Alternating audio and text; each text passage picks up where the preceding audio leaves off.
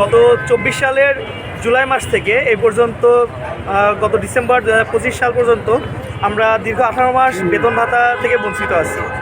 আমরা অনেকবার ডিসি স্যারের সাথে দেখা করছি এবং কথা বলেছি। স্যাররা বিভিন্নভাবে আশ্বস্ত করছেন, কিন্তু এখনও পর্যন্ত আমাদের কাঙ্ক্ষিত কোনো ফলাফল পাইনি। আমরা দীর্ঘ 18 মাস ধরে মানবেতর জীবনযাপন করছি। আমাদের কোনো বেতন ভাতা নাই। বেতন ভাতা ছাড়া খুবই আমাদের কষ্ট হচ্ছে জীবনযাপন করতে। অনেক ধার বাকি করছি আমরা, কিন্তু এখনও পর্যন্ত ধার বাকি শোধ করার মতন কোনো টাকা পয়সা আমাদের কাছে নাই।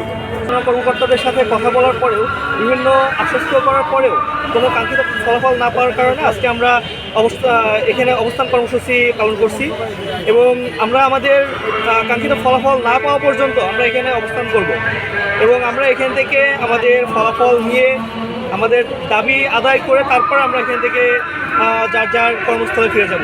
আমরা দীর্ঘ 18 মাস ধরে কিন্তু নিয়মিত আমরা অফিস করছি, কিন্তু আমাদের সুবিধা বঞ্চিতভাবে আমরা রয়েছি। এখন আমরা আমাদের দাবি আদায় করে তারপর আমরা এখান থেকে সরব।